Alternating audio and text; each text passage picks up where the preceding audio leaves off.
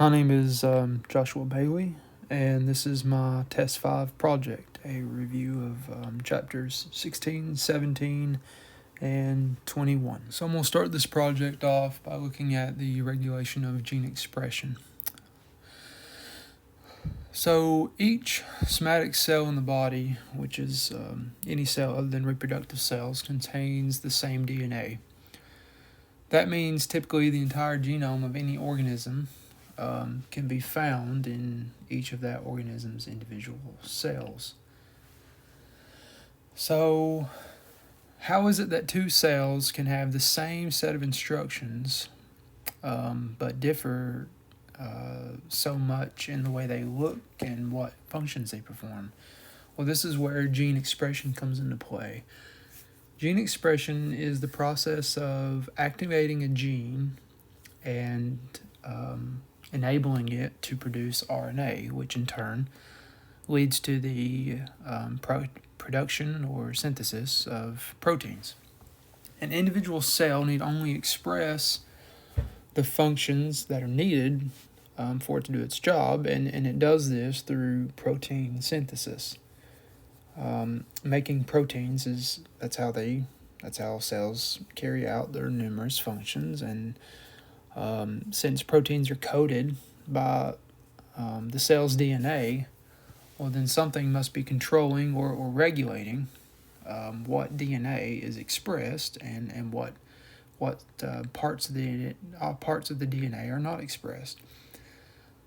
This regulation is found in both prokaryotic and eukaryotic organisms, but it's different for each. And regulation of gene expression in eukaryotes is often more complicated than prokaryotes. The reason why gene expression is more complicated and a much more involved process for eukaryotes is due to the presence of a nucleus. DNA in prokaryotic cells is found in the cell's cytoplasm, as you can see in the image to the left, and it's located in the cytoplasm with the ribosomes. This allows for the process of transcription and translation to occur almost simultaneously.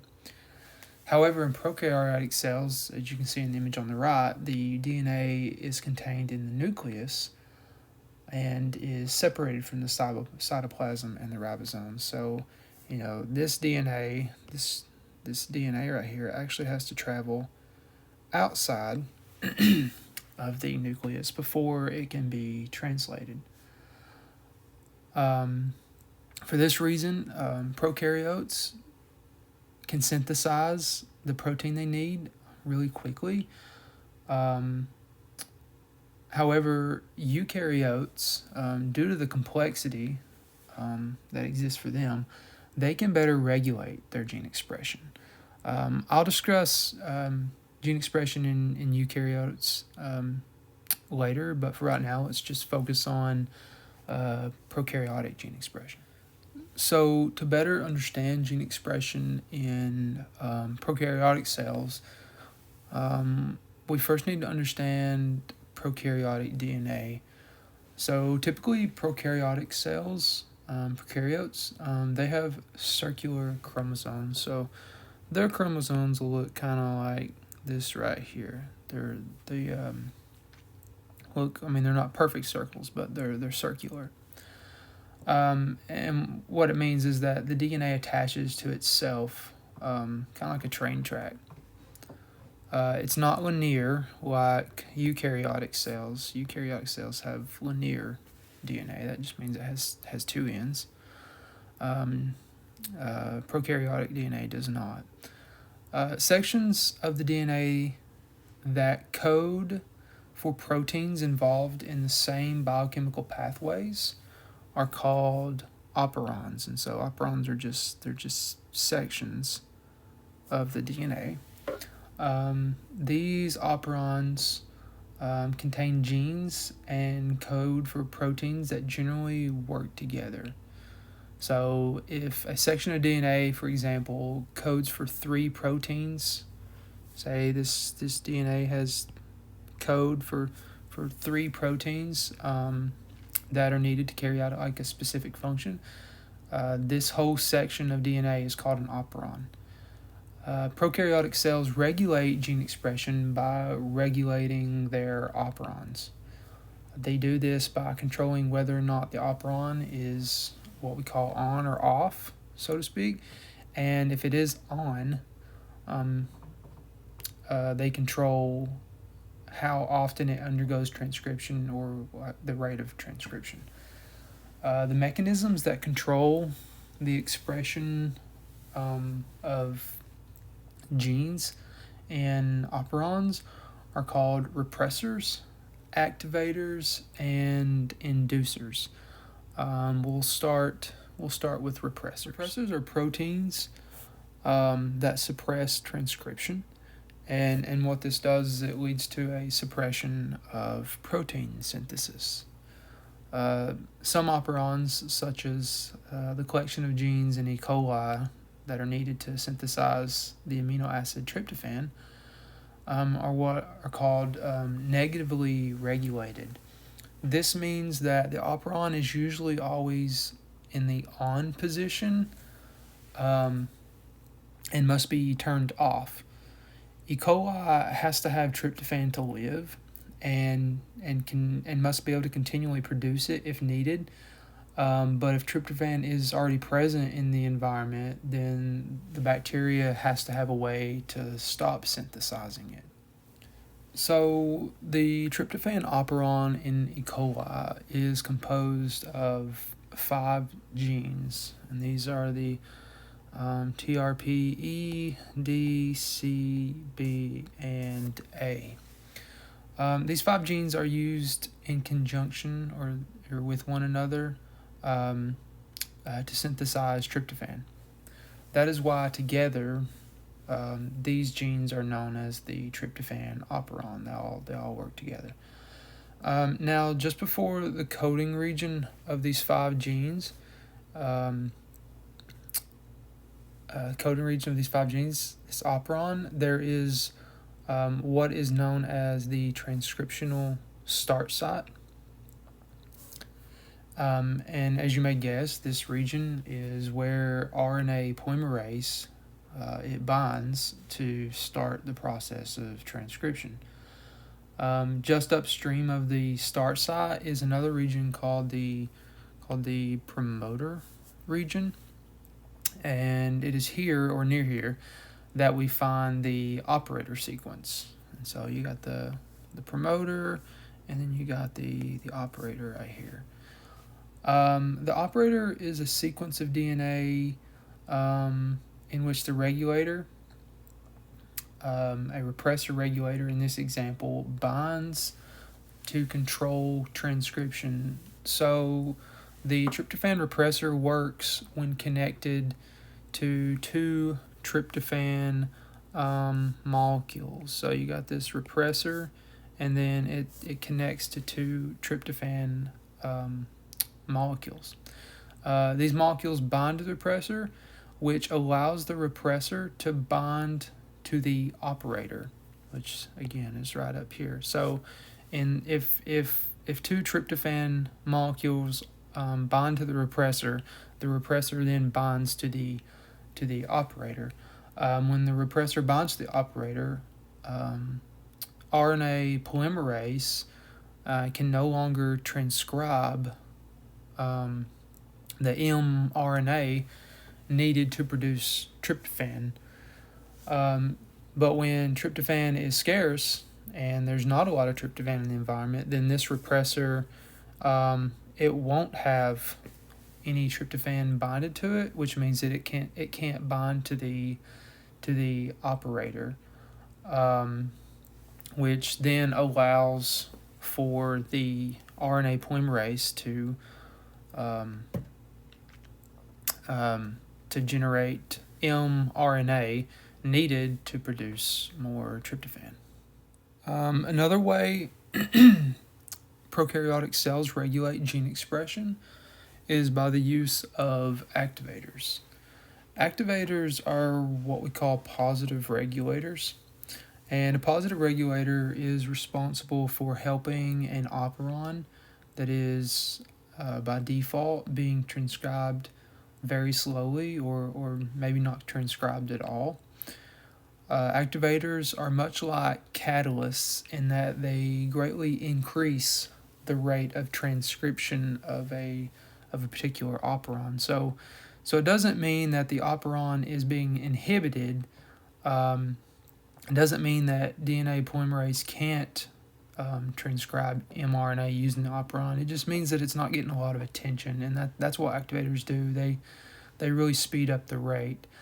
An excellent example of a positive regulator, again, is found in E. coli and is called the catabolite activator protein. The catabolite activator protein, CAP, is used to regulate the synthesis of proteins needed by E. coli when there is a shortage of glucose. When glucose is scarce, E. coli will use an alternate form of food to obtain energy, and it has operons to do this. The way E. coli knows if there is a shortage is with the use of a molecule called cyclic AMP. Cyclic AMP is a signaling molecule involved in glucose metabolism. When glucose levels get too low, this causes an overabundance of this CAMP in the cell. In turn, when enough CAMP molecules are present in the cell, they'll bind to the catabolite activator proteins. A catabolite activator protein is a positive regulator in that it will bind to the promoter sequence of an operon and increase the RNA polymerase activity in that region of the DNA. What you do need to notice is that it does not bind to the operator sequence, but rather the promoter sequence. This activator is not operating; it's promoting. This promotion leads to an increase in the synthesis of proteins needed to utilize alternate sources of food. One of the alternate food sources used by E. coli is lactose. And that brings us to our third type of regulation of gene expression, and that is inducers. Inducers are regulators that allow transcription of a particular operon to occur. Typically, inducers are needed when an operon is being suppressed or inhibited by a particular protein. And so some operons contain an operator sequence upstream in which the protein binds to by default. An inducer is a protein that binds to the suppressing protein and makes it let go of the operator. This then allows for RNA polymerase to bind and transcribe the operon. Again, a great example of an alternate food source used by E. coli is lactose, and we'll look at this in the next slide. So inducers can work with activators to have like an and effect in gene expression. That's how lactose and cyclic AMP work in conjunction with one another. E. coli bacteria can synthesize proteins that allow them to utilize lactose as an alternate food source. But typically, the lactose operon that allows synthesis of this protein, the protein that is needed to break down lactose, it's turned off by the lactose repressor. If lactose is present in the environment, Some of it will bind to the repressor, which makes it let go of the operator. This allows RNA polymerase to transcribe the mRNA needed to translate proteins to break down glucose for food. However, if glucose is also present in the environment, then the cells don't need to break down that much lactose. If though lactose is present and there is a shortage of glucose, then cyclic AMP and the catabolite protein complex, that whole complex, it will bind to the promoter sequence upstream of the lactose operon, and this promotes the transcription of mRNA by RNA polymerase, which then leads to a greater rate of protein synthesis needed to break down the lactose in the E. coli's environment. So basically, if lactose isn't in the environment, then this repressor stays bound to the operator, which doesn't allow the synthesis of the protein needed to break down the lactose. That would be inefficient. If lactose is in the environment, it binds to the repressor, makes it let go of the operator, and then proteins to break down the lactose can be synthesized. However, that'll happen at a slow rate if the E. coli also has glucose in the environment.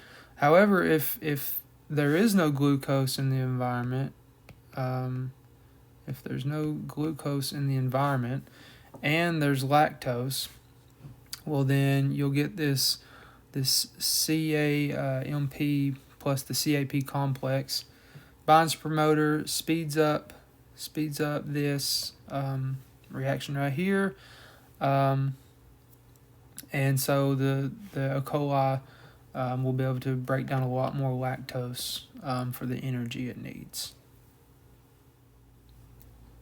Now that we've generally covered how regulation of gene expression works in prokaryotic cells, that brings us to eukaryotic cells. And just to recap, eukaryotes have linear DNA structures, meaning that the DNA has two ends. It's found inside the nucleus, an organelle that eukaryotes have that prokaryotes do not. And this essentially separates the process of transcription and translation in eukaryotic cells. Also, eukaryotes may have multiple strands of DNA that make up their genome. Typically, prokaryotic cells only have one chromosome. This is not always the case, but it's very rare for it not to be. And so what all this means is that while eukaryotes are much more complicated, they also have much better control over their gene expression. And so the different levels of regulation in eukaryotes can be broken down into 5 groups. You have the epigenetic, which means around genetics. We'll go into that here in just a minute. You have transcriptional regulation. It's just regulation during the transcription process. You have post-transcriptional, which means after transcription, but before translation. And then you have translational regulation, which means it's regulation during translation. And then you have post-translational regulation, which just means after translation.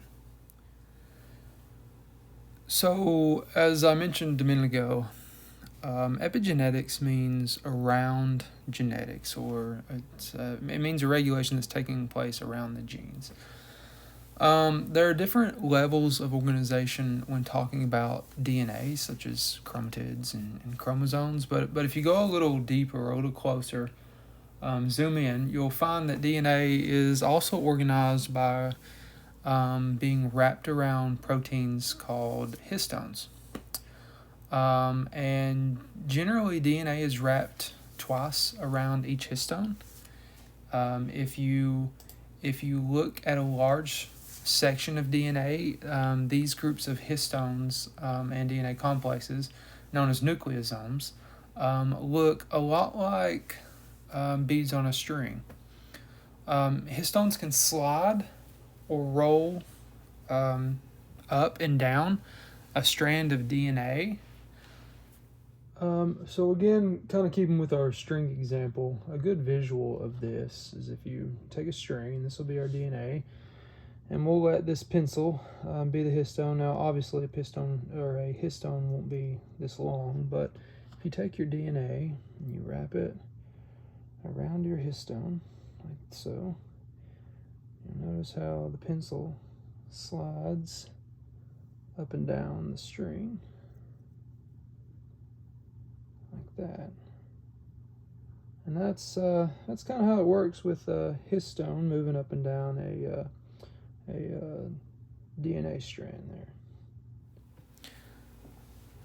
When these histones slide or bunch up together, transcriptional factors needed to start transcription cannot reach the genes on the sections of DNA that are wrapped around these histones.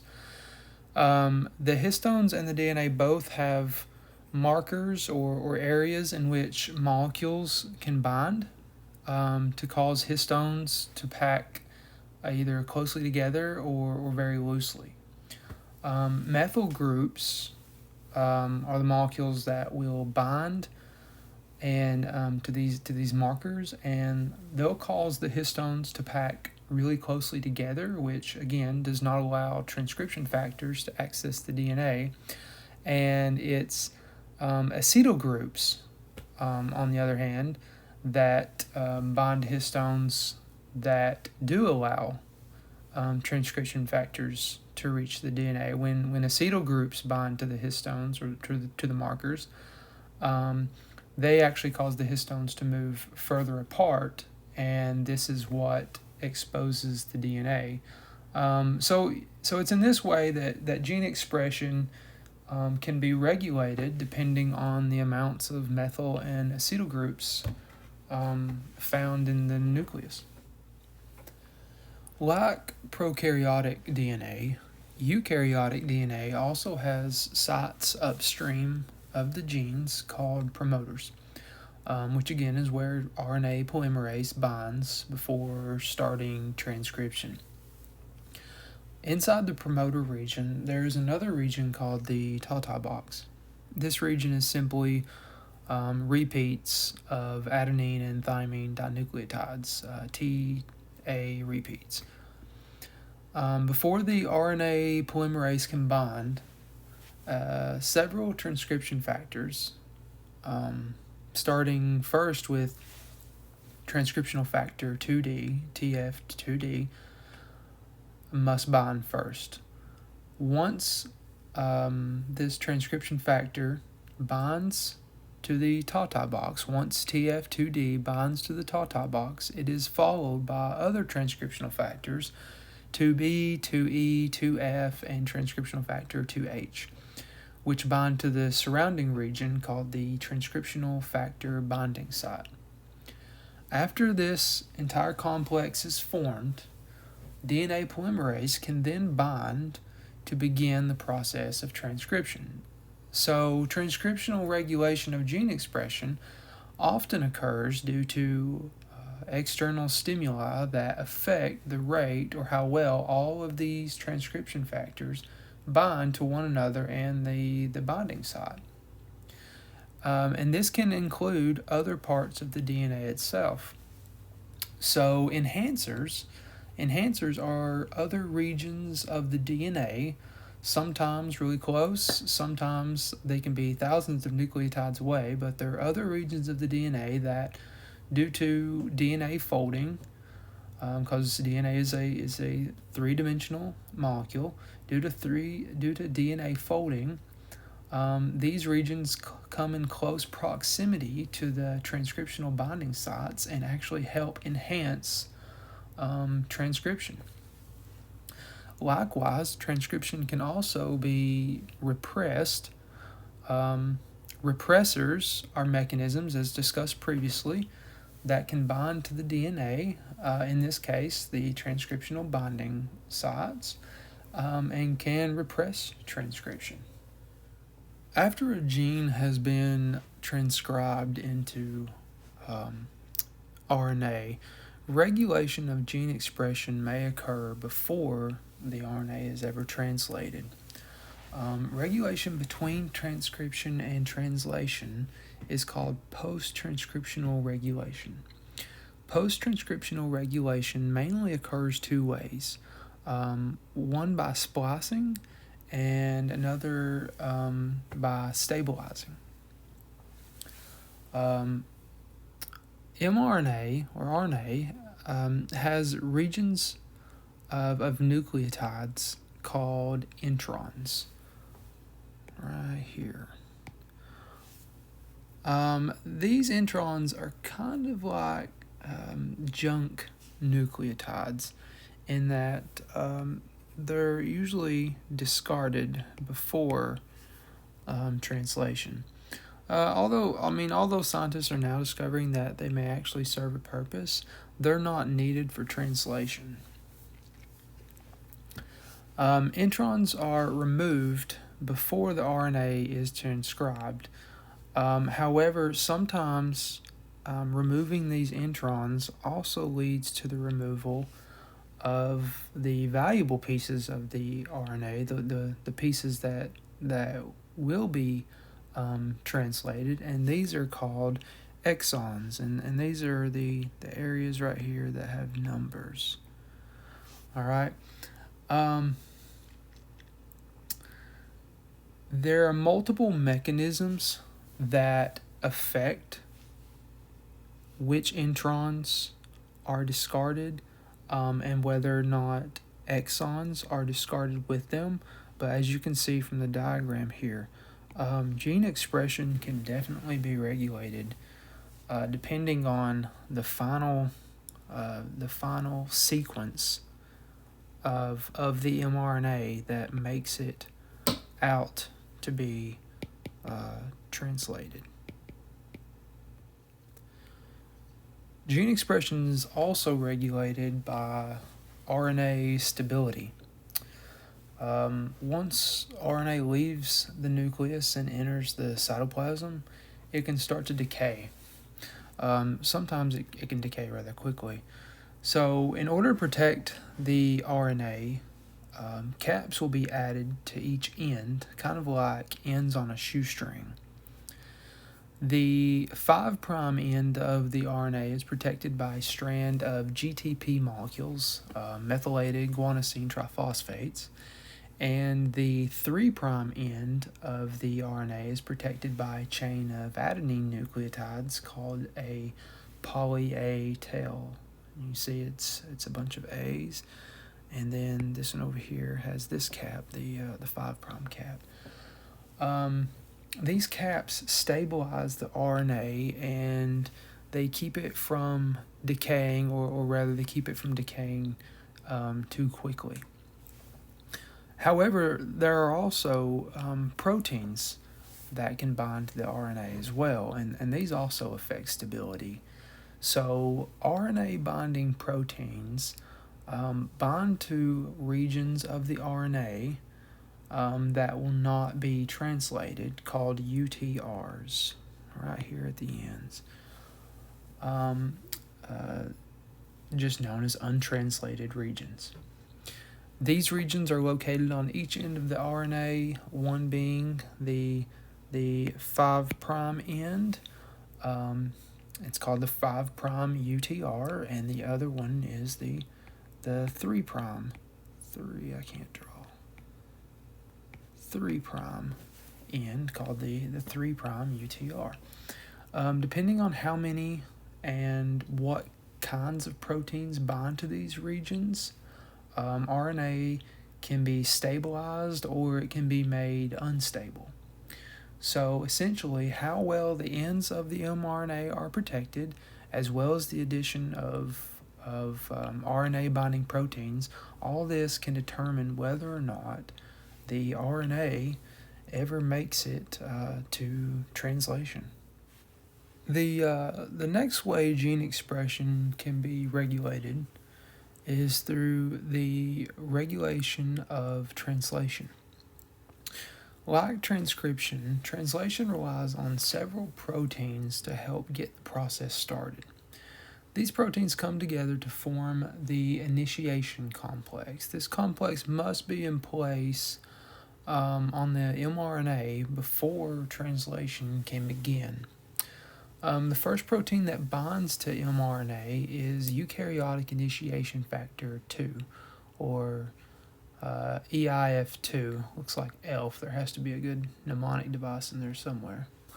Anyway, EIF2 binds to guanosine triphosphate, and together they bind to the 40S ribosomal unit, which is often depicted as the half of the ribosome that is smaller than the other half.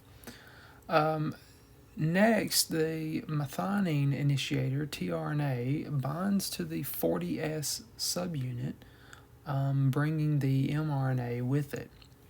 So after all these proteins come together, the GTP is converted to GDP, guanosine diphosphate, which then starts the reaction. The EIF2 and the phosphate are released, and the larger 60S ribosomal unit begins translating the mRNA. This whole process, this chain of events, can be regulated by the phosphorylating of the eukaryotic initiation factor 2, the EIF2 protein. If this protein is phosphorylated prior to binding to the mRNA, translation cannot occur. GTP cannot give up its phosphorus atom to the EIF2 protein.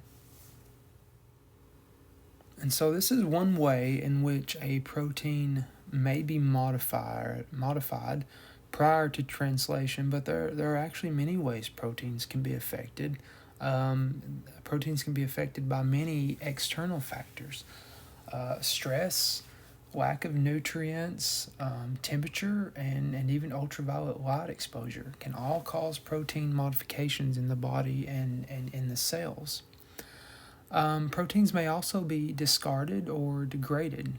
Proteins have what you might call lifespans to them, and there is a protein, or a molecule, I should say, not a protein, a molecule, ubiquitin, that is responsible for marking these proteins for degradation or destruction. Once a protein has been marked or tagged with this ubiquitin, it is then engulfed in an organelle called a proteasome, and what this proteasome does is it degrades or destroys defective proteins, or any protein that has been marked by ubiquitin. So essentially, it's through this process, as well as all the external factors mentioned that affect proteins, that gene expression can be regulated. It can be translationally regulated via any of the proteins involved in translation.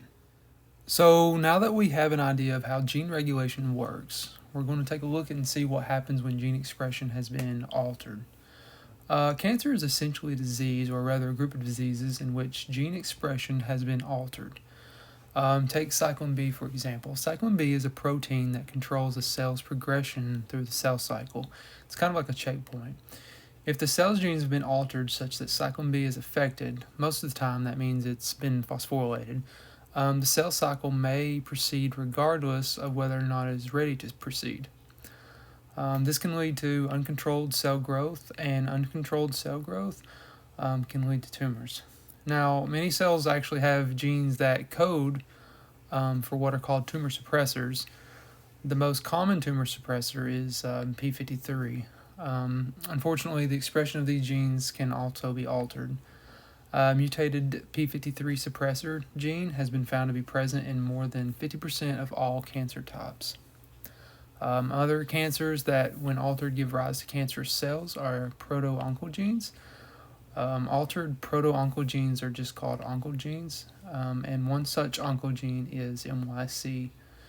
MYC is a translation factor, and when overly expressed, leads to uncontrolled cell growth. This alteration is common in patients suffering from Burkitt's lymphoma, a cancer of the lymph nodes. There are many other alterations out there. These include an overexpression of EGFR, or epidermal growth factor receptor, which affects transcription and can cause breast cancer. Another is the overexpression of miRNAs, which speeds up our mRNA decay outside the cell, and is a post-transcriptional alteration, which also can lead to cancer. And lastly, when a protein called CFI or FLIPL, a protein that helps initiate controlled cell death, is expressed at the wrong time, this can lead to colon cancer. The next chapter I will be discussing covers the field of biotechnology and several of the more common processes involved. So biology is the study of life and living things and how they work and kind of what makes them tick. So when we use these biological processes, the biological process involved in living things to advance technology, that is what we call biotechnology. And biotechnology is not a new field of study. Humanity has been using biotechnology long before we actually came up with a name for it. Practices such as selective breeding for hardier livestock and better yielding crops are both forms of biotechnology, and we've been doing this for thousands of years. Fermentation is another good example. We've used fermentation for brewing various alcohols and making cheeses and yogurts, even baking bread, which uses live cultures of yeast. We've been doing all of this for a really long time, and all of these examples are technologies made available through biological means. And so much of modern day life has seen even more advances in technology due to this field of biotechnology, and particularly the field of genetics.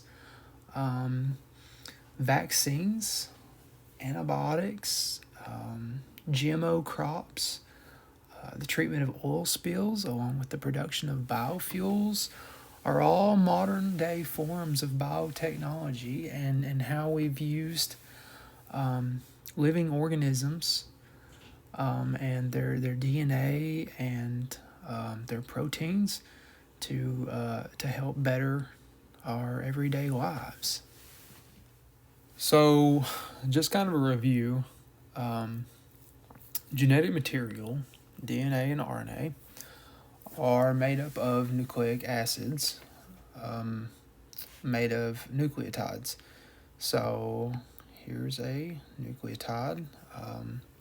Nucleotides are made up of a sugar. This is your sugar. And a phosphate group.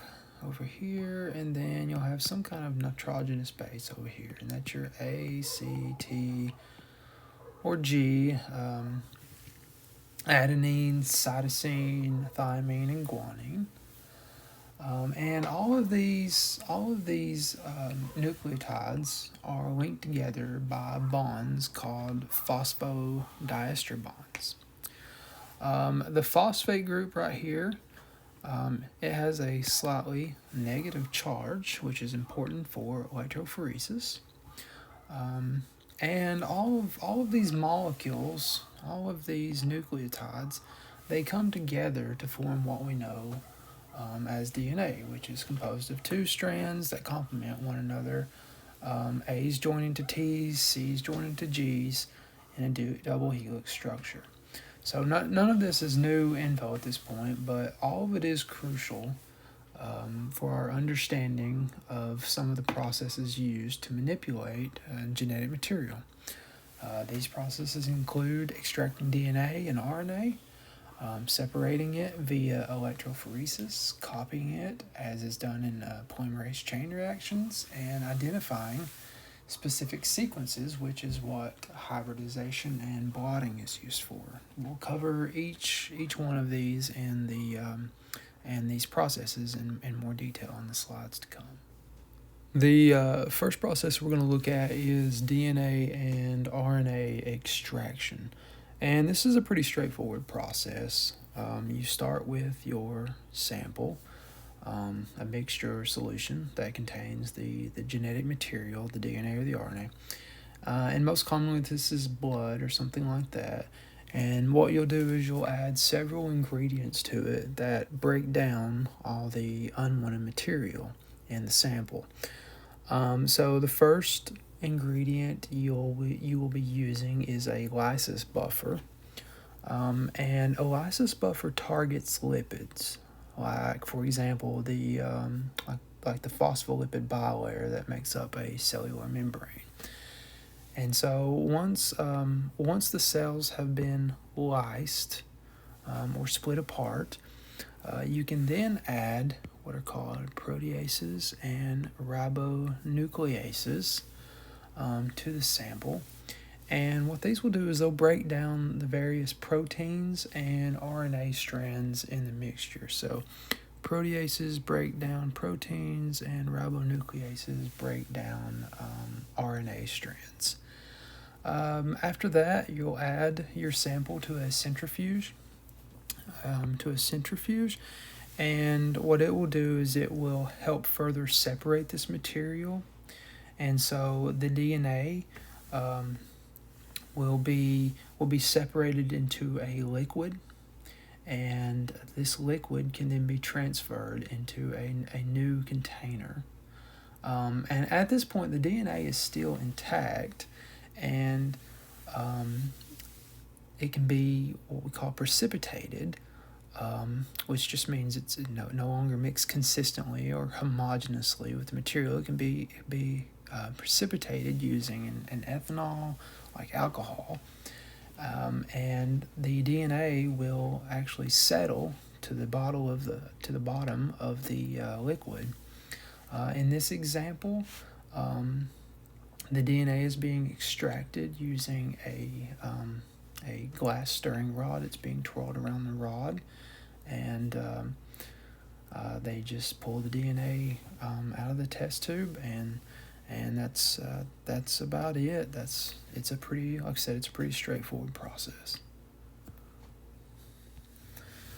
So extracting DNA and RNA is very useful, but sometimes we need to separate it more in detail.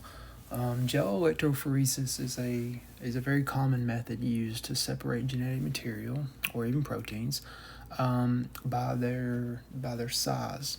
It relies on molecular charges such as the negatively charged phosphate groups in nucleotides, as I mentioned before. So the way this process starts is you have to make your gel, and the gel is usually made of a solution of water and agarose. And so this solution is heated and allowed to cool. in a form that makes the form that we need to go in our electrophoresis tank. And so once the liquid has formed or has cooled into a gel, this gel is removed and it's placed into the electrophoresis tank. This is our gel. All right, and the form allows these wells to be made inside the gel, and this is where our genetic material, our samples, will be placed. But before we do that, the gel is submerged, or the tank is filled up with a buffer solution, and this just allows the electricity that we'll be using later to flow better through the tank. But going back to these wells, what you will do is you'll take your samples and you'll put a sample into these wells. And once the sample has been put into the wells, you'll turn on your power supply. And again, this will allow an electric current to pass through the buffer and the gel. And what this does is it creates a positive side in which the negative the negatively charged molecules or proteins or whatever you're working with, in which the DNA will be pulled towards. And so the DNA material will slowly start being pulled towards this positive side of the electrophoresis tank. And so what happens is the DNA or RNA or the proteins, the bigger the protein or the RNA is, the slower it will move through the gel. So what happens is and you'll let this run for a little while, and over time, the bigger pieces collect towards the back, and all the smaller fragments or proteins will move faster and collect towards the positive side. And so what happens is you end up with all these bands in various locations throughout the gel, and this represents the size of the fragment in your sample. And so these fragments, you can have a control sample and say that these fragment sizes are known. Well, then you can compare the location of these fragments with the other fragments, and if they are close to the same location moving down the gel, and that means they're approximately the same size. All right, moving on to our next process. Polymerase chain reaction is a common process used to copy strands of DNA. This process has a very high yield as polymerase chain reaction or PCR cycles double the existing quantity of DNA strands present in the reaction each cycle. So 1 becomes 2, 2 becomes 4, 4 becomes 8, 16, 32, and so on. So after 20 cycles, one DNA strand can be copied over 1 million times. This is very helpful as working with and testing single strands of DNA would be almost impossible. So the way this process works is the desired DNA to be copied is added to a container, usually like a test tube, with all the ingredients needed for DNA replication. These include primers, deoxynucleotides, and special DNA polymerase called Taq polymerase. And Taq polymerase is derived from a bacteria species called Thermus aquaticus, and it's one of several thermophilic or heat-loving bacteria. Taq polymerase is a good choice due to its ability to withstand the very high temperatures used in polymerase chain reactions. So each cycle of a polymerase chain reaction includes 3 steps. You have the denaturing, annealing, and synthesizing. In the first step, the solution is heated to a very high temperature, which denatures the DNA. So if we show the first step right here, say we have our DNA. It's heated to a very high temperature, like I said, and that denatures the DNA. And what that means is each strand is split in 2. In the next step, annealing, the solution is cooled, which allows a primer to bind to each end. Make these a little longer. Allows the primer to bind to each end of the now split DNA strands. And the third step is synthesizing, and what that does is the solution is heated back up. The solution is heated up, not as hot as it was during the denaturing process, but is warmed up, and this allows the Taq polymerase to synthesize the new strands of DNA. And so, if you repeat this, so these strands, now we have these 2 complete copies of DNA. Well, if we repeat this cycle, so we'll heat it up again, and so these new strands will split apart. They'll be denatured, and then we'll cool it down, which allows annealing, and then the primase binds, and then we'll warm it up, which allows synthesizing, and then which means the Taq polymerase creates the complementary strands. And so, one more time, you can see, split these apart, and you can see how this process can yield a lot of DNA in a very short period of time. So effectively, each cycle doubles the previous cycle. So, you'd have 8, 16, 32, 64, 128, and then so forth. And then, like I said, in 20 cycles, you can have over 1 million copies of DNA. Now, there is also a variation to this process called reverse transcriptase polymerase chain reaction. That's a mouthful. And reverse transcriptase, what's called PCR, is simply the same process, except a reverse transcriptase reaction is done first. And so all that means is this process starts with an mRNA strand instead of DNA. And by adding the necessary nucleotides and an enzyme called reverse transcriptase, the mRNA is turned into DNA, and all that means is a complementary DNA.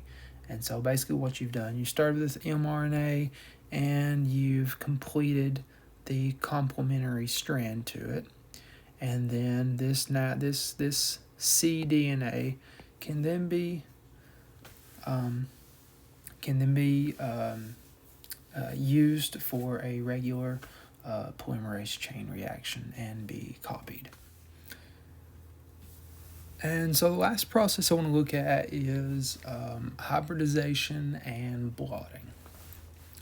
So the goal of hybridization and blotting is to check samples of DNA or RNA for specific nucleotide sequences. The process starts with electrophoresis, which, as seen previously, separates the DNA or RNA strands by their sizes. However, since so many different size strands may be present in the samples, the DNA or the RNA samples usually gel electrophoresis results in more of a gradient looking or a smeared looking smeared looking columns.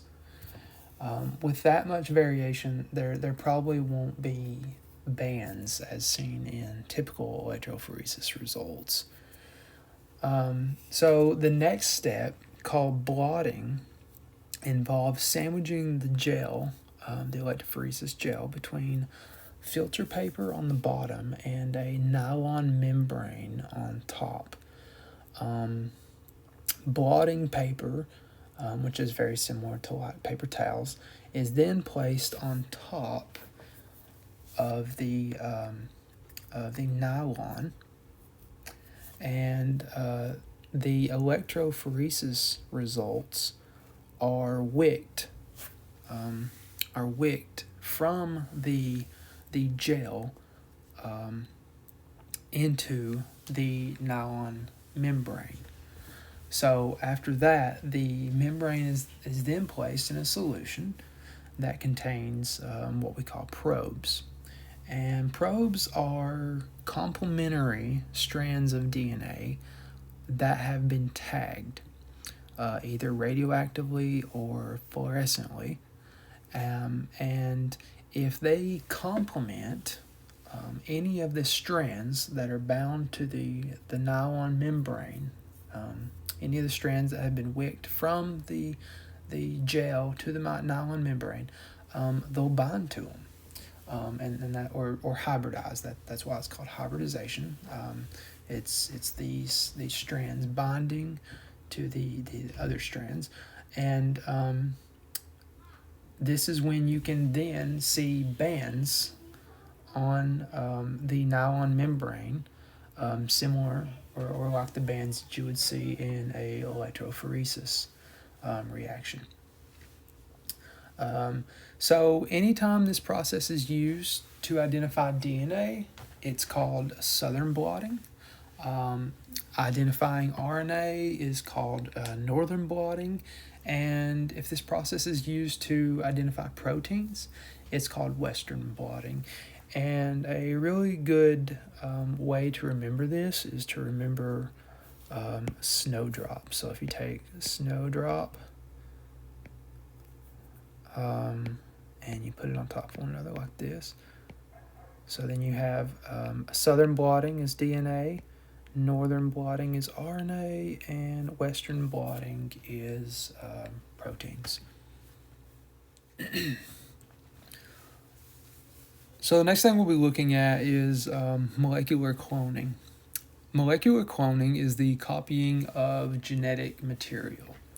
It's different than reproductive cloning in that it is used to replicate fragments of a genome and not entire genomes or organisms, which is commonly thought of when people think of cloning. Molecular cloning allows for the replication of specific segments of DNA and is very useful when needing to synthesize proteins coded from those segments.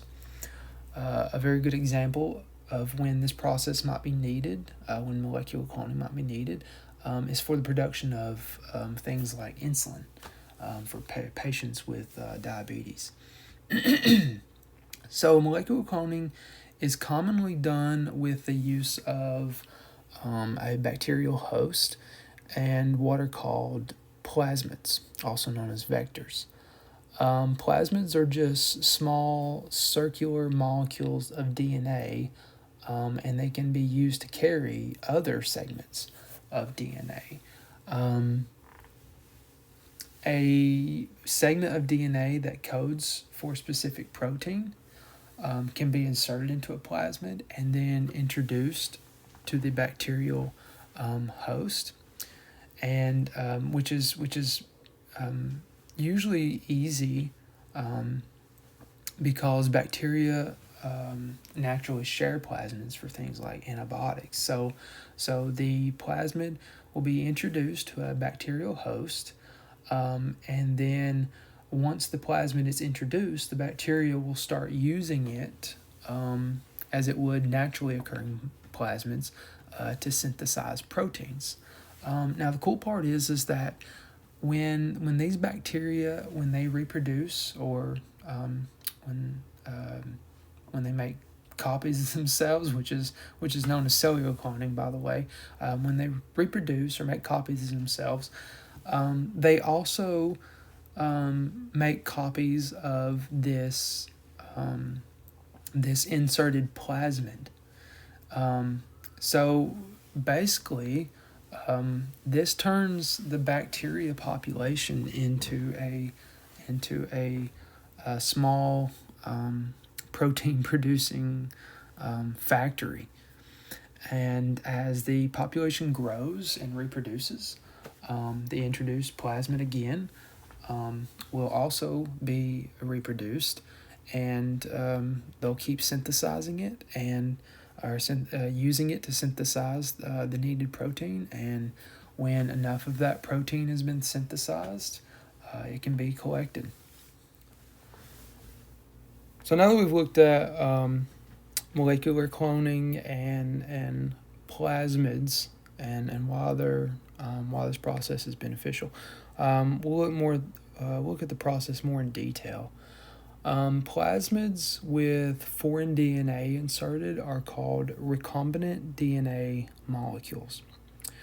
To insert a foreign segment of DNA into a plasmid, to make a recombinant DNA molecule, you have to use what are called restriction endonucleases. Restriction endonucleases are great at cutting plasmids and creating an opening in which to insert or connect foreign DNA fragments. They work by targeting a specific sequence on the plasmids and the foreign DNA as well, called multiple cloning sites. And when these sites are cut by restriction endonucleases, the two ends of the plasmid, as well as the foreign DNA, end up being staggered. And what I mean by that is, if you look at this example right here, this picture right here, you can see how that there are exposed nucleotides on each end. And so both of these, the ends cut in the foreign DNA will be complementary to the ends that have been made in the plasmid. And so once the foreign DNA joins to the plasmid, the use of an enzyme called ligase anneals the plasmid and the foreign DNA together, and once made whole again, the plasmid can then be introduced into a host bacterial population. And so if we look at this example out of the text, this example right here, they're taking this plasmid, this normal plasmid, and they're cutting it with restriction endonuclease, as well as this foreign DNA, and they're creating these vectors, right? These vectors. And again, they're doing this because these ends are complementary to the ends created in the plasmid. And so what happens is that the bacteria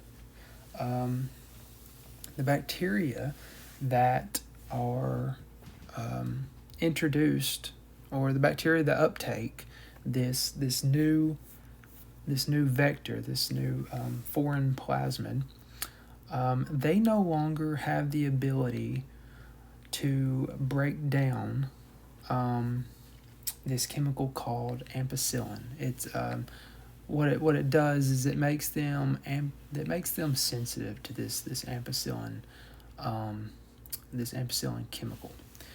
And so this ampicillin is placed in a petri dish.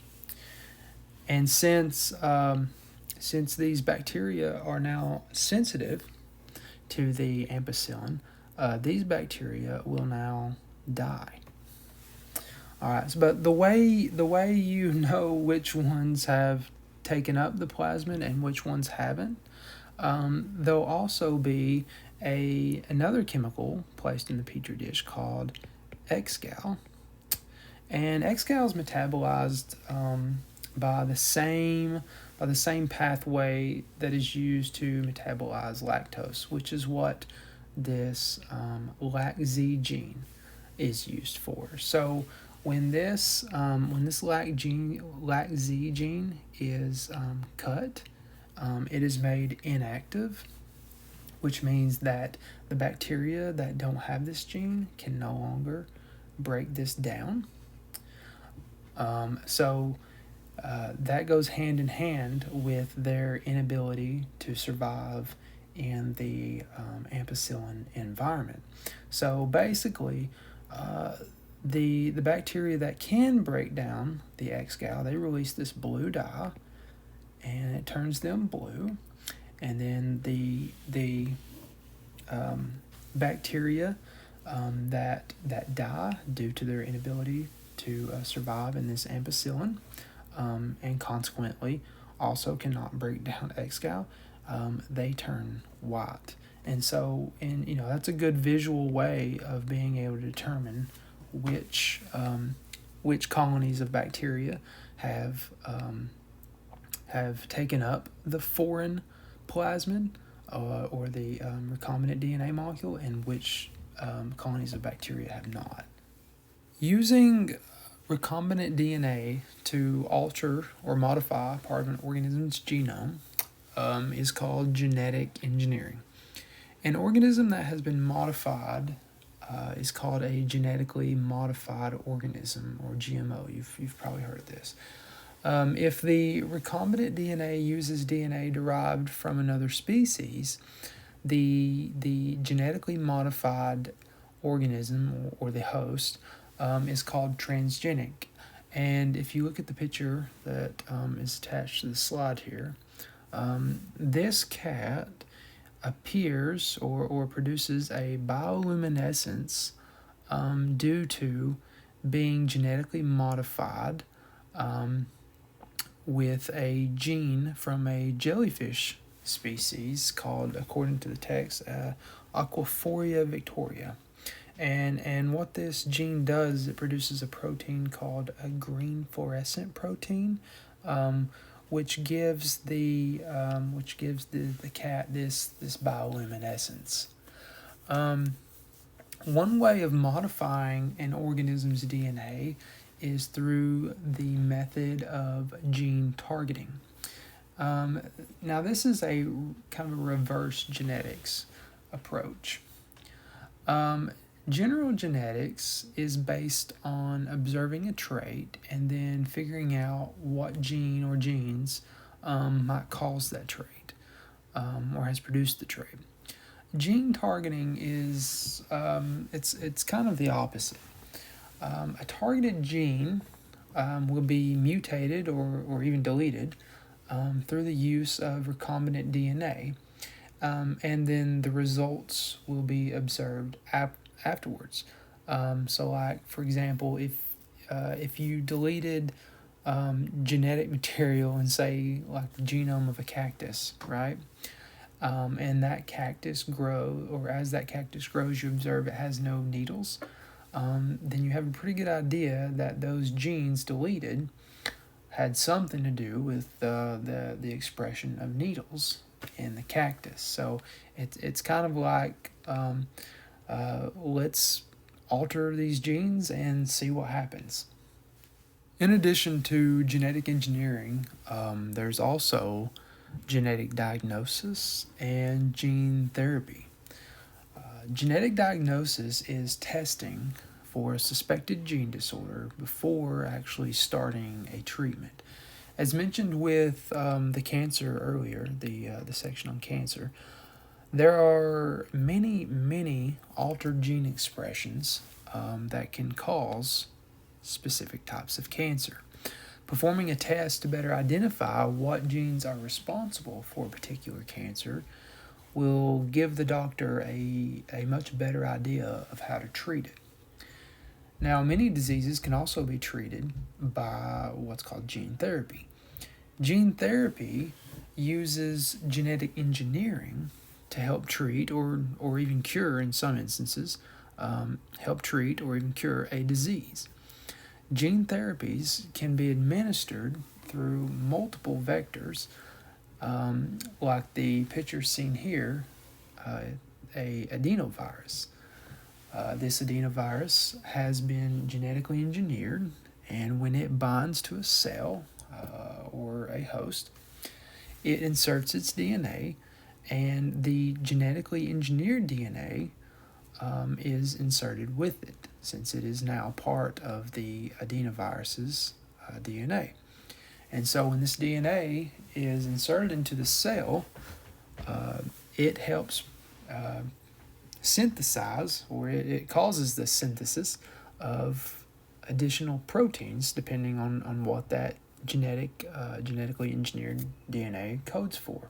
And these proteins can lead to treatment and possibly even a cure for the host that may be suffering from a particular disease. So, as mentioned previously, physical maps show the physical distance between genes or genetic markers. So there are three types of methods researchers use to create physical maps. The first, cytogenetic mapping, uses a microscope to view dyed chromosomes and establish distances using the imagery provided. However, this method of mapping is just approximate, it's not exact. Next, radiation hybrid mapping uses radiation to break chromosomes into fragments, and then the fragment sizes are used to produce a much more accurate map than the cytogenetic map. And plus, the fragment sizes can also be adjusted by adjusting the intensity of the radiation. However, the most accurate process is sequence mapping. Sequence maps are very detailed maps and list the distances between genes in terms of nucleotides. And so this allows for the creation of very accurate and precise mapping of genes and genetic material. All right, so using genetic maps and mapping sequences brings us to our next slide here, dealing with whole genome sequencing. And whole genome sequencing, as the name suggests, is the sequencing or finding out the order of all the nucleotides, the sequencing of the entire genome of an organism. And so there's several methods used to help put the genomes of organisms in order. But all of these really start with one method developed by Fred Sanger back in the 1970s called chain termination method. And basically, and I'm gonna cover this method in detail in the next slide, which is video. But basically, what this method does is you take one copy of take a sample DNA and you copy it, usually through PCR, and you run a DNA polymerase along with some primers to basically synthesize the complementary DNA to this unknown DNA. But while you're synthesizing it, you add in what are called dideoxynucleotides. And so when a dideoxynucleotide is used in the sequencing process, they stop the chain, the complementary chain of DNA, from being formed. And this allows you to know the individual sizes of each chain using electrophoresis. And so again, I'll cover this method a little bit more in this next slide. All right, so I felt like it'd be easier just to show chain termination sequencing as opposed to talking about it. So I'll try to keep this quick. Let's see, chain termination method of sequencing, also called Sanger sequencing, named after Fred Sanger, the man who invented it back in the 1970s. And the goal of this method, the goal of Sanger sequencing, is to determine the nucleotide sequence, the A's, T's, C's, and G's, their order, in an unknown piece of DNA or genetic material. And so the way this process works is you have your genetic material, your DNA, and you'll need a bunch of it. So you'll probably use PCR first, actually, to copy the DNA and make enough of it. And you'll want enough to divide it up into 4 samples. All right, and so each one of these strands of DNA will represent my 4 samples. And remember, the DNA, it's all the same. We just divided it into 4 separate samples, like in test tubes or something like that. And then you'll want to add in the ingredients necessary to carry out replication. And so you'll need some DNA polymerase, you'll need some primers that will bind to the DNA strands, and then you'll also need what are called deoxynucleotides. And so deoxynucleotides are just nucleotides, the A's, T's, C's, and G's, that are missing a hydroxyl group. And this allows them to join together in like a chain type fashion to these DNA, to these strands of DNA, and complement the strand depending on what base is on the strand. So again, deoxynucleotides, that's just it's actually DATP, DCTP, GTP, DTTP, and what that stands for is that's just their molecular names. Deoxyadenosine triphosphate, deoxycytidine triphosphate, deoxyguanosine triphosphate, and deoxythymidine triphosphate.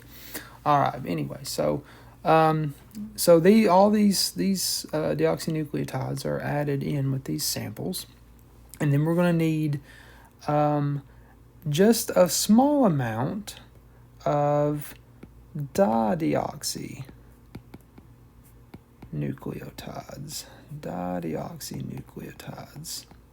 And so these are essentially the same thing, except these nucleotides are missing 2 hydroxyls. They're missing 2 hydroxyls.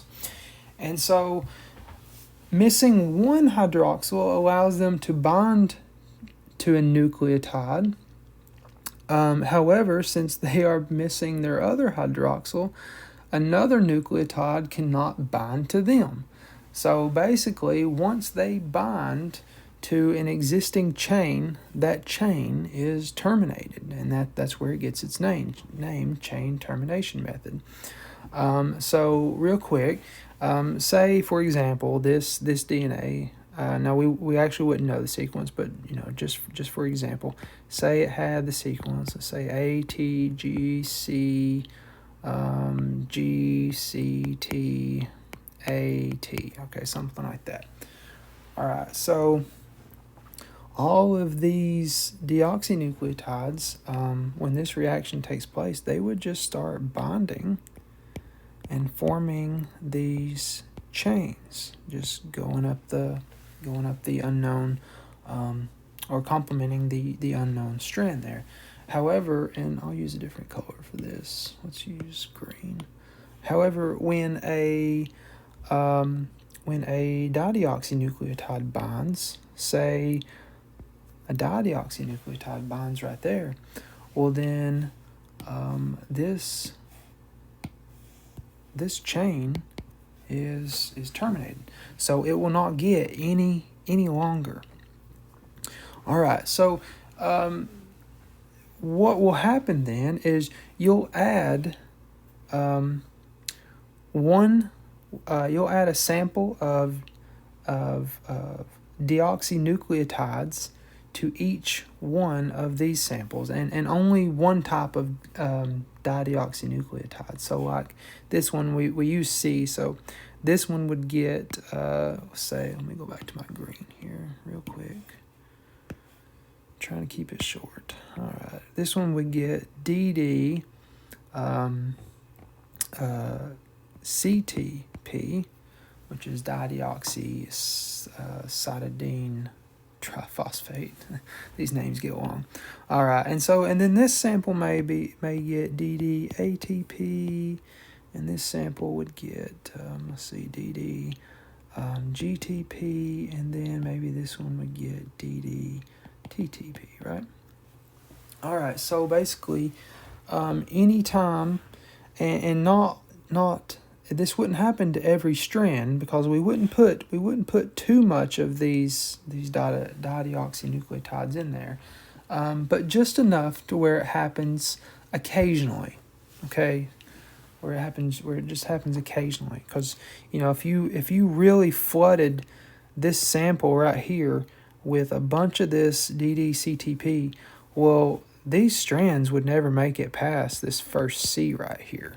And what you want is multiple strand lengths to occur, and I'll show you why later. But okay, so let's go down through here. So this C, the chain lengths could either be, it could terminate right here. Get rid of that X.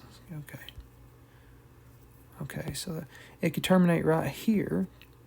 Nope, sorry, that's a C. Where's our other? There it is. All right, so it could terminate right here, which means it would be that long. And then, as we discussed before, it could terminate right there, which means the chain would be that long. Now, on the DDATP, anytime you have an A, this one would get really short. So there's an A, and then our next A is way up here, so they would be that long. And then on your GTP, there's a G. Let's see. So there's a G right there. And then another G would happen about right there. All right, and so you would have strands that would either be this long or this long. All right, and then TTP, you have a T about right there. That would terminate right there. And then you'd have a T that might terminate up here. And then you have a T that would terminate up here. And so you would either get this length, or this length, depending on when a dideoxynucleotide bonded to that chain and terminated the sequence. All right, so real quick.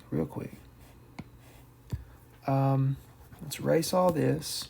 All right, so we have all these multiple chain lengths, right? All these multiple chains. And this is where we'll use electrophoresis, right? So let me get my marker here. All right, so imagine this is our electrophoresis gel. All right, and then we have our samples, our wells up here. All right, so in one well, we would put, go back to my green. In one well, we would put our, the sample that had the DD ATP. Another well, we'd put the sample that had the DD CTP, DD GTP, and DD TTP, right? All right, so we'd run electrophoresis, and those individual chain lengths would separate throughout this gel based on their termination sizes. Right? So, now remember they all came from the exact same piece of DNA. So they all complement the exact same piece of DNA. So what happens is when these things separate, maybe the A's will separate right here, maybe some are longer and separate right there, and some of them are a little shorter and they'll bunch up right there, and then maybe the C's will be kind of right there, and then maybe the G's will be like right here, and then you'll have these T's. I think I had 3 of them, and we'll put them like right, we'll say they bunch up like right there. All right, and so all this gets separated out based on the chain lengths of the complementary sequences. All right, so if you read this, if you read it starting down here at the bottom right, if you read this going, it's kind of like backwards. You got to read it from right to left, from down to up, okay?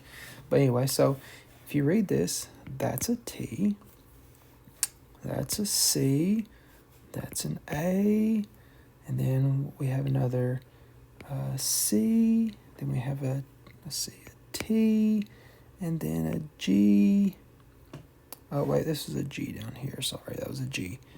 All right, and then a G, and then a C. Get rid of the arrow, and then an A. And so this right here is our genetic sequence. And then so one more thing I want to discuss, but one more thing. Let me erase this one more time. All right.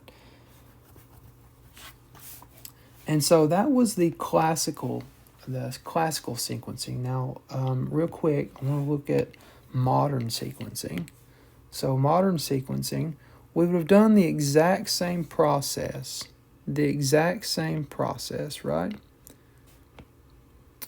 Except the dideoxynucleotides, the DDATP, DDGTP, and so forth, instead of all being the same, and they would actually, well, they're not the same, but instead of all having the same colored lines, we would actually tag them with like a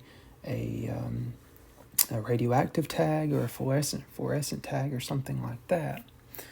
And so, say we made the DD ATP green, and it wouldn't really be green, it'd be like a fluorescent color, but we'll just use these common colors so you can understand. And then you'd have DD CTP, and then let's do DD GTP, and then DD TTP.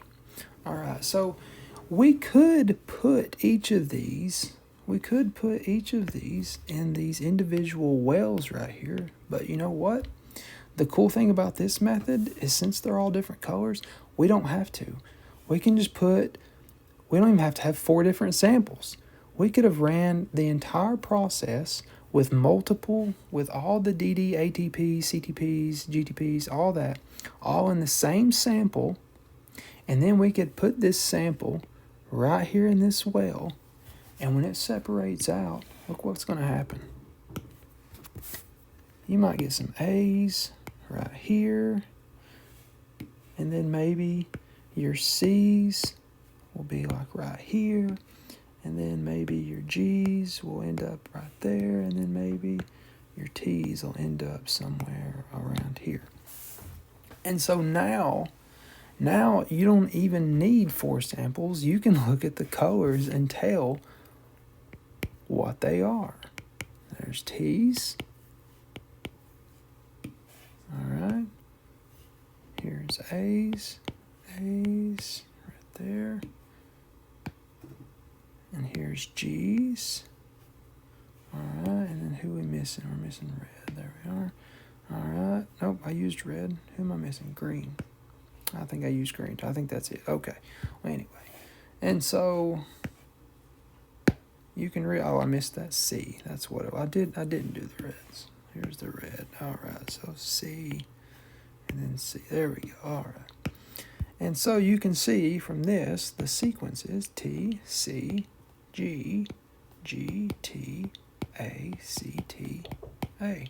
And that's how it works. All right, so now that we kind of have an idea of how this chain termination method works, and then the classical version, and then the modern variation there, that brings us to shotgun sequencing and double barrel shotgun sequencing. Very, very colorful names. But basically, all these processes seek to do is you take many strands of unknown DNA, and you use chain termination method to determine their individual sequences, and then an algorithm or a computer program or something like that is used to figure out. It's much like putting a puzzle together. A program is used to figure out the order in which all these sequences line up. And so you can take a bunch of fragments of a sequence, and then shotgun sequencing and double barrel shotgun sequencing will attempt to figure out the entire sequence using all those little pieces of the sequence. And so the difference between shotgun sequencing and double barrel shotgun sequencing is that shotgun sequencing uses one end of each fragment to try to help figure out with what fragment it goes to. And then double barrel shotgun sequencing uses both ends of the fragments. It looks at both ends of the fragments when considering the entire puzzle, and then tries to fit everything together like that. Genomics has many applications in today's world. Genes and gene sequences can be used to predict various diseases, such as increase the likelihood of developing heart disease, and many cancers as well. Many diseases are caused by either single gene defects, in which one gene is responsible, or a combination of defective genes. These are called polygenic defects, and unfortunately, these make up the majority. Only 5% of diseases related to genetic defects in Western society can be contributed to single gene defects. Genomics can also be applied to the areas of pharmacy and toxicology. Pharmacogenetics involves assessing the effectiveness and safety of drugs based on the genome for which these drugs are intended. And lastly, genomics has led to the creation of a field known as metagenomics. Metagenomics focuses on studying the genetics and genomes of several different organisms, and most commonly it's organisms that share a particular environment. Microorganism species can be studied by themselves, known as a pure culture. However, studying microorganisms in relation to how they react and behave with other microorganisms is important as well. Studying the collective genomes of microbial communities, known as biofilms, is a major focus of metagenomics.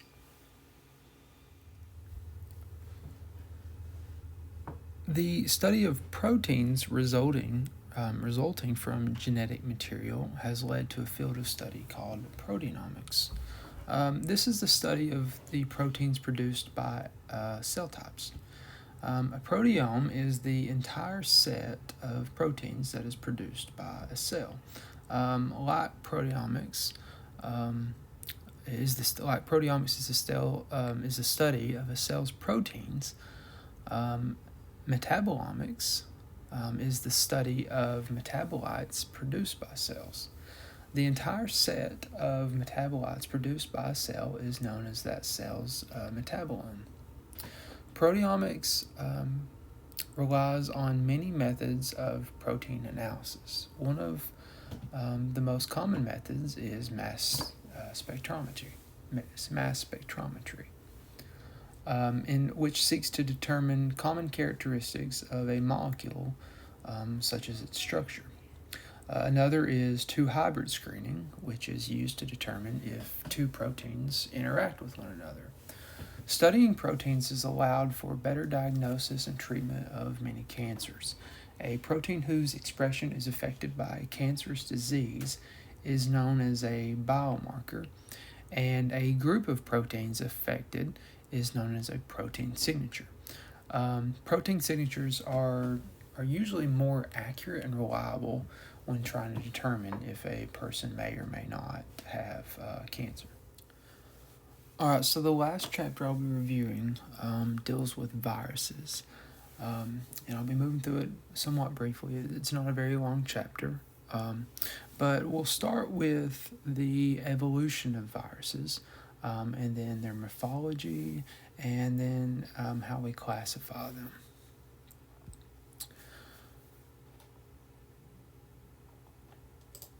So viruses weren't really discovered or considered until the late 1800s. And it wasn't until the 1930s that scientists were actually able to see individual virions, which are single viruses, they're called virions, weren't actually able to see individual virions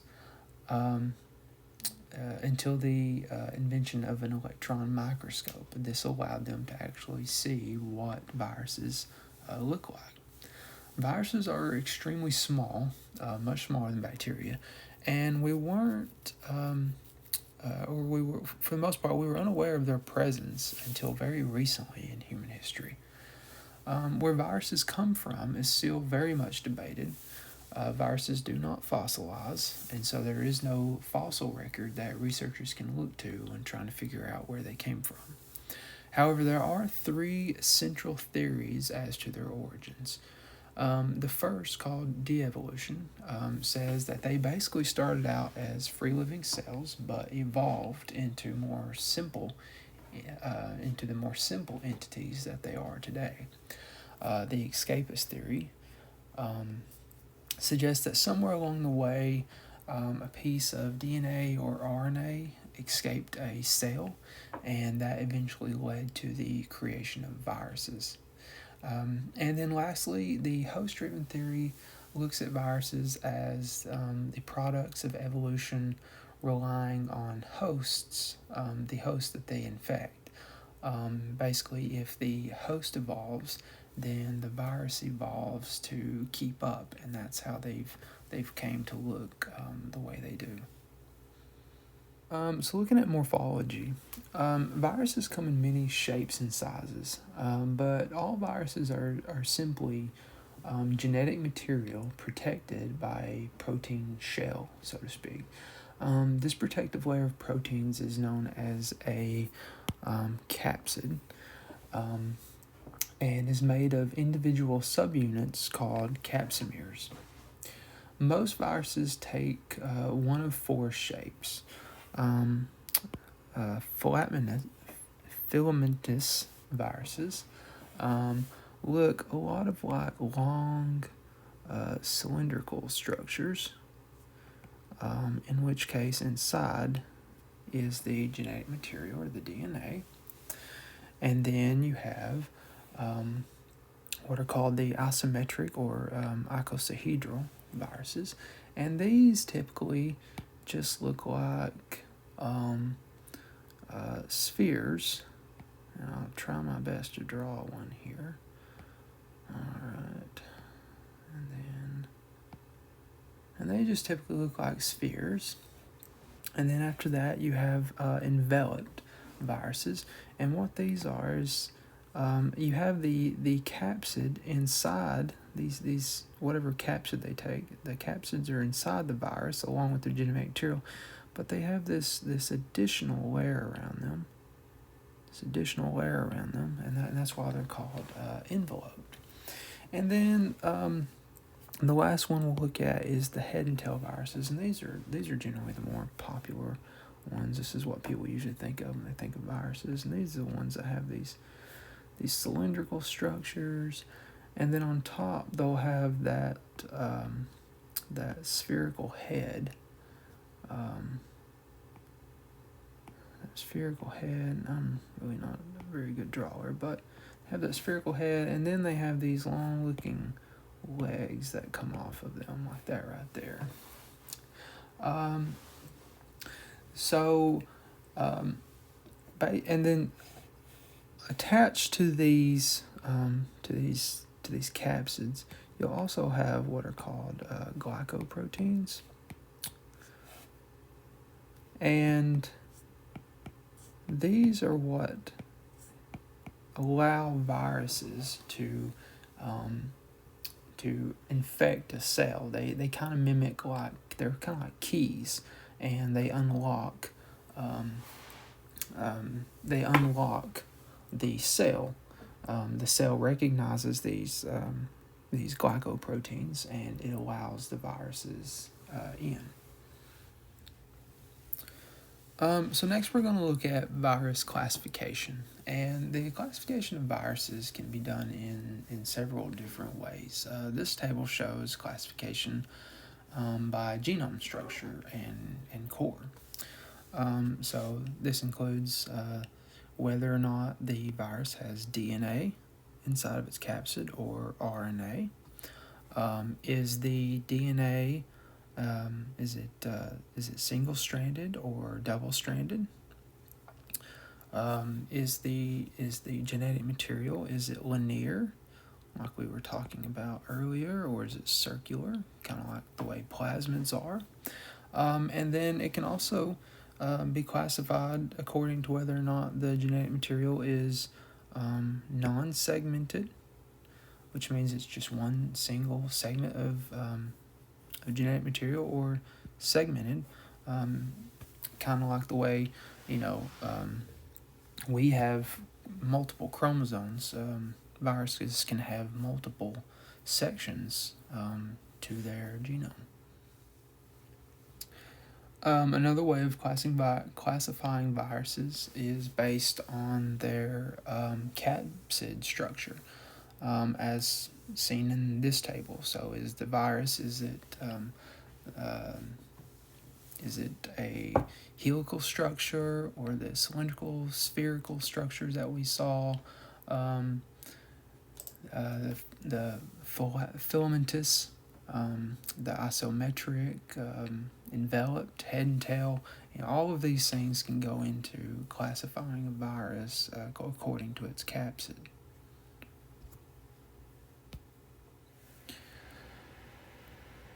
However, one of the more modern and accurate approaches to classifying viruses is the Baltimore classification system. This system, developed by a biologist named David Baltimore, classifies viruses based on how their mRNA is produced during the replicative cycle. And so, as you can see in this table, such as we have 7 different groups for this classification. And if you'll see, like group number 1, that's the characteristic is it's double-stranded DNA, and the mRNA is transcribed from the DNA template. Group 3, mRNA is transcribed from the RNA genome. We'll see group 5, mRNA is transcribed from the RNA genome, but it's single-stranded negative. And if you'll notice that group 4 is single-stranded positive. So all that the positive and negative means is talking about polarity. And positive polarity means that the virus's genome can serve the genome RNA can serve directly as mRNA, whereas negative polarity means that the genome sequence is complementary to the mRNA produced. So the next thing we're going to be looking at is the steps involved in a viral infection, or how viruses infect host cells. So the first step is attachment, and as mentioned previously, viruses have a protein or a glycoprotein on the outside of their capsids, and this is kind of a signal to the cell that it is allowed inside. It's kind of like the lock and key example. And so once the virus attaches, the glycoproteins interact with the cell, and the cell allows the virus inside if it has the right glycoproteins. And so once a cell is infected by a virus, once the virus has penetrated the cell, which is step 2 here. And by the way, this penetration step, it can either be done by the virus inserting its DNA inside the cell, or by a process of called endocytosis, and this is where the entire virus, including the capsid, is taken in by the cell. But once the virus is inside, it undergoes, if it's an enveloped viron, it undergoes uncoating, which just means that it loses the envelope, and then it starts replicating. And so what happens during replication is the virus will use the cell's machinery, so to speak, to start making copies of its genetic material. This can either be through transcription or reverse transcription. But once the virus has made copies of itself, these copies will start leaving the cell. And now there's 2 ways that these copied viruses will leave. One is budding, in which, in this case right here, is budding, and so the virus will just simply leave the cell, kind of like a vesicle, and the cell will not be killed. Although over time, the process of replication typically kills a cell. But the other way that a virus will leave is through lysis, and this kills the cell immediately. And what this means is that the cell will actually break apart, and then all the virons will be released at once. And so the last step, release, leads to these viruses being free again, and this is just a cycle.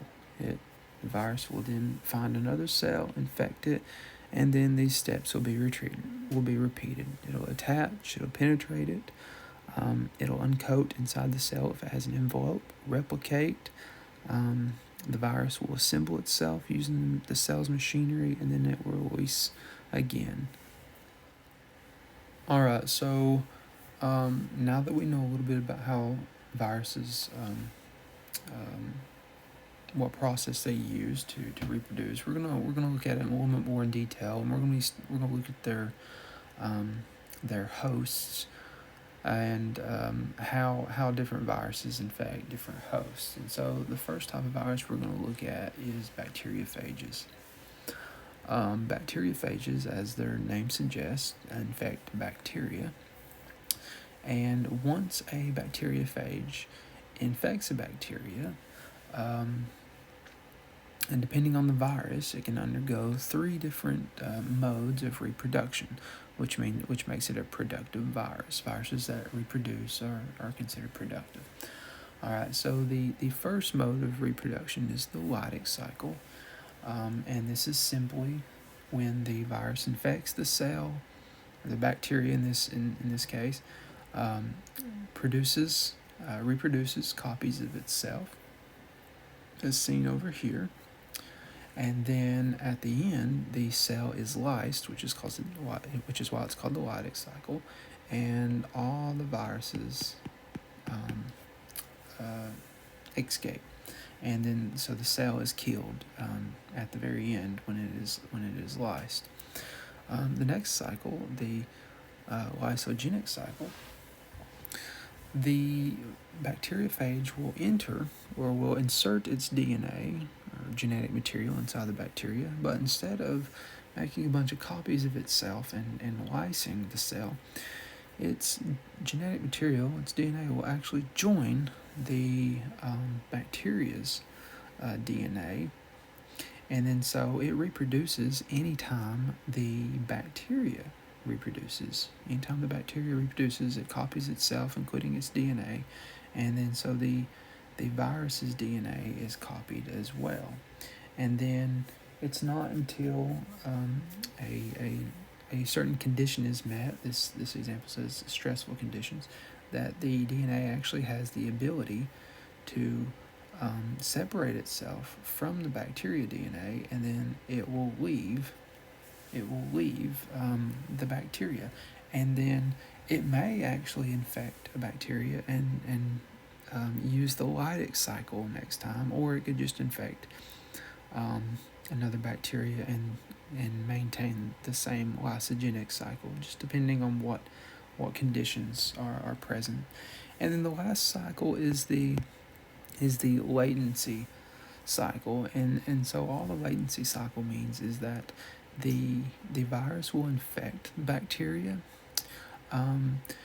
but it will not reproduce inside the bacteria. So it kind of uses the bacteria as a home, and it will leave the bacteria now and again, and then go reproduce, and then return to the bacteria.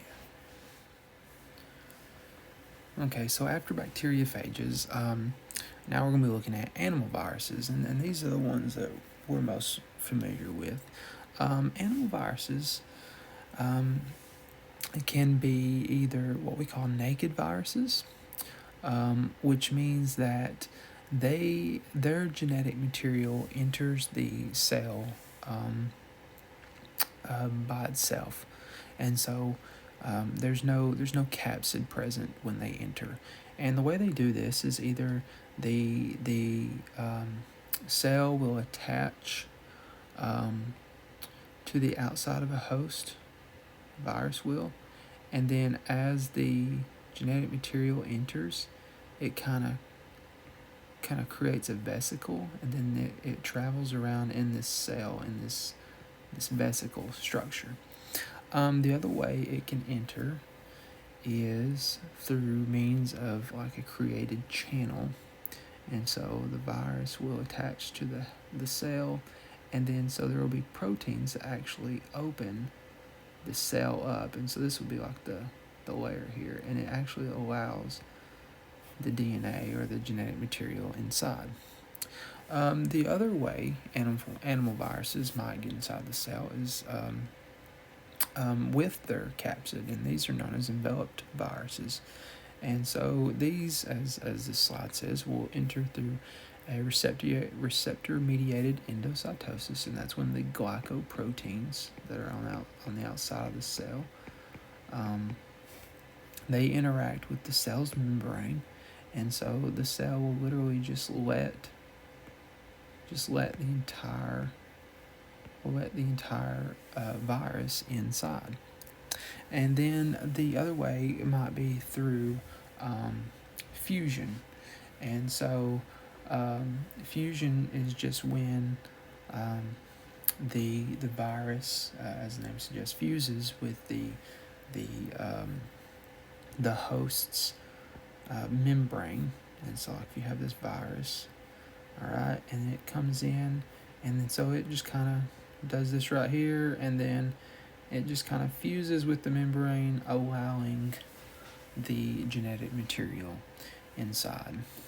And so animal viruses can lead to um, acute infections and chronic infections. And so an acute infection is when you are infected with a virus, and then kind of like a common cold or something like that, or the flu, influenza. It runs its course. It does its reproductive cycles, and your body will eventually eradicate that virus, and then it's over. Chronic viral infections are lifelong.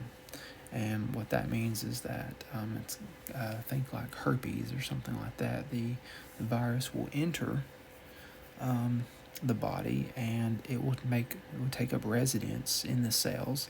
And due to its maybe like a latency nature or something like that, the body can never fully eradicate the virus. And so, and the last thing we'll look at with animal viruses is you also have a type called oncogenic viruses. Well, we say a type, but it could be any virus that exhibits the ability to mess with the proto-oncogenes found in your DNA. And basically, what these viruses can do is they can lead to different genetic expressions, including oncogenetic gene expressions, and in which it can greatly increase your risks of developing cancer. And then the last type I want to look at is plant viruses. Plant viruses are presented with more of a challenge, as plants have cell walls, and so they cannot enter via endocytosis. The main ways viruses infect plants is through an injury, or through a reproductive cycle of the plant. So if the cell walls are damaged in any way, as far as like a cut, or maybe a type of beetle or insect or something like that is chewing on the plant, this will allow the virus to make it through the cell walls and into the plant cells. And so there's two different types of transmission for plant viruses. One is horizontal transmission, and this just means that the virus infects or moves from one plant to another plant. All right, but then there's also a vertical transmission, and this means that the virus infects the plant and infects the plant's offspring as well. So anytime the plant reproduces, the virus is reproduced and infects the offspring as well. And so this table right here just shows some common symptoms that viruses can present in plants. Hyperplasia, there's galls or tumors. Let's see, there's cell necrosis, that's dead or blackened stems due to viral effects, and you can see abnormal growth patterns, and even viruses can cause discoloration, yellow, the red, black lines, and stuff like that in the leaves and in the stems. And so we don't often think of plants being able to contract viruses, but plants do show symptoms just as we do when they're attacked by a virus. And so the next thing I want to look at is the prevention and treatment viruses. And so, treatment of viruses comes in usually three different ways. Two different ways: vaccines and antivirals. And vaccines can either be killed vaccines, in which the virus, um, the virus that is active is actually killed, and the parts that make up the virus, like the glycoproteins and the DNA and things like that, um, can be added or inserted into a person's bloodstream, or whatever method we use to put the virus in someone. And so what happens after that is your body will actually recognize the various components as a threat, and will start building a defense against those various mechanisms. And so when the actual live virus enters your body, it will already have a defense set up against a lot of the different mechanisms the virus uses for infection. Then there's also live vaccines, and live vaccines are usually more effective than killed vaccines. However, the only drawback with live vaccines is that there's actually a risk of what they call back mutations. And so the way a live vaccine is made is by attenuating the virus. And what attenuating means is that you kind of control its evolution. You kind of direct its evolution to where its natural habitat, or it accommodates or is accommodated by a specific environment. All right, so what that means is, like, say you had a virus that did really good replicating in a warmer environment, and so then you would take the virus and you would attenuate it, or you would make it where it survives better in a cold environment. And so once this virus adapts to this cold environment, the thought process is that you want to attenuate it enough to where when you put it back in the original environment, it's not as good at reproducing. It's not adapted to that environment anymore. And so what that does, it allows the virus to infect a person just a little bit, enough to where the body can build up a really good defense against it, but not so much to where the body can't actually win against the virus, or where it causes a long-term symptoms. And so again, live vaccines are really effective, but the problem is that you might have these back mutations occur, which means that although, say, this virus has been adapted to a cold environment, it may exhibit a mutation when you put it in the warm environment, and that allows it to again thrive in a warm environment. And so then what you've done essentially is you've just infected the person with the virus. And then, so after vaccines, another way we treat viruses is with antivirals. And antivirals are simply drugs that inhibit a virus's reproduction. And so this can be done many different ways. It can target, say, a virus needs or produces a certain enzyme or protein that helps it reproduce. Well, an antiviral will be a drug, maybe like another enzyme or a protein or something like that actually inhibits the virus's enzymes or proteins. And so it's kind of like you're not directly targeting the virus, but you're targeting the way the tools that the virus uses to reproduce. A common antiviral is like Tamiflu, and so if you ever get the flu, they'll give you this Tamiflu, and what that does is it attacks a lot of the different ways the flu reproduces inside the cells. And so the last thing I want to talk about is some of the other acellular entities that may infect a person. And one of these, we'll kind of go backwards from the slide here. One of these is called viroids.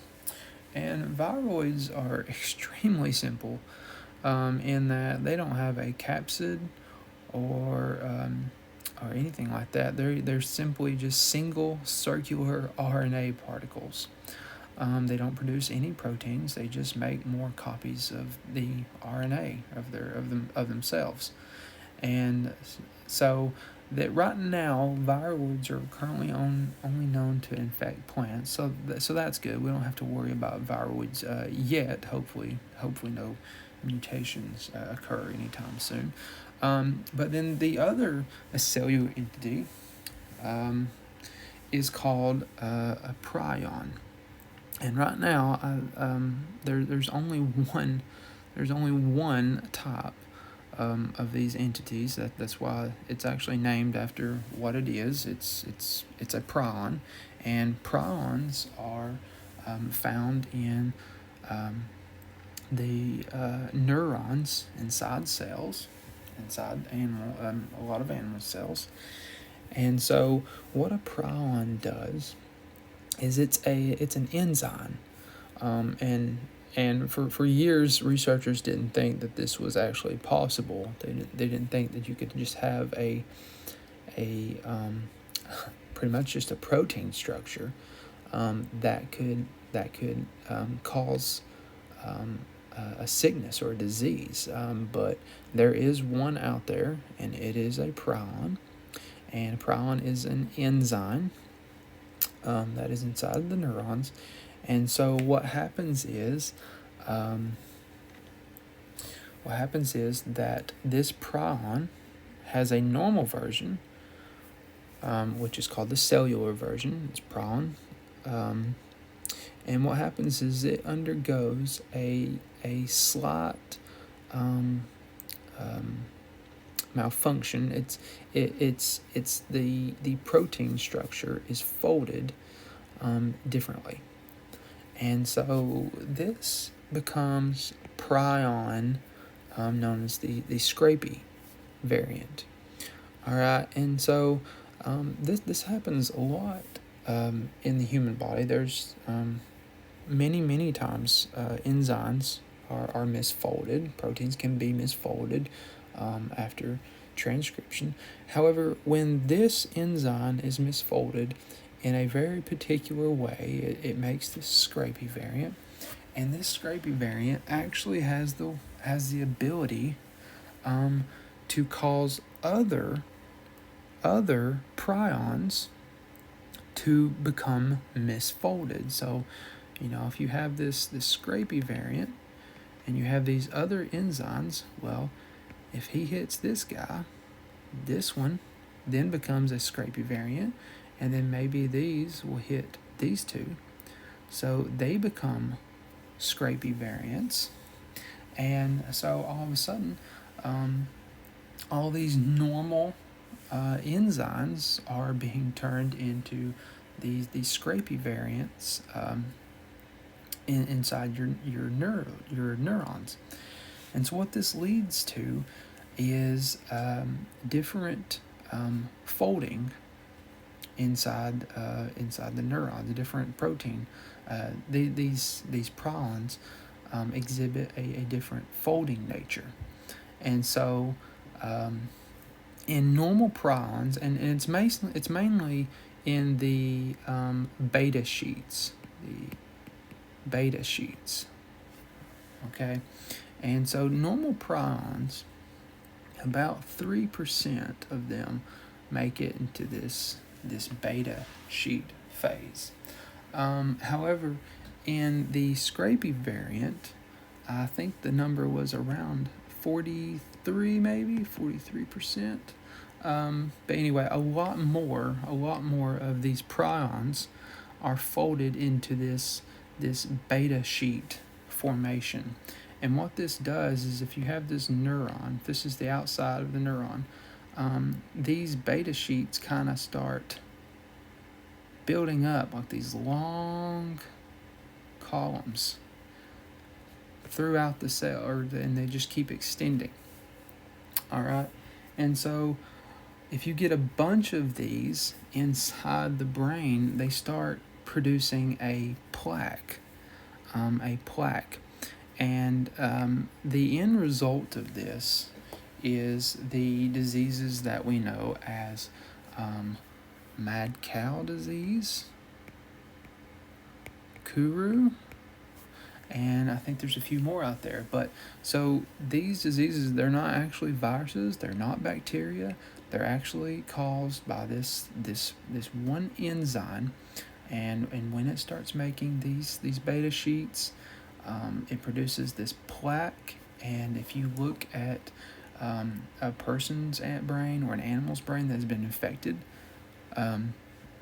by this scrapie variant, which by the way can come from other people or other animals, it is infectious. You'll notice that their brains have this sponginess to them. They have these holes in their brains, and that's where this plaque has built up in their brains, and this is actually a very deadly disease. And as of right now, we have no way of curing it. But thankfully, this is the only example of that we know of where an enzyme can fold in this.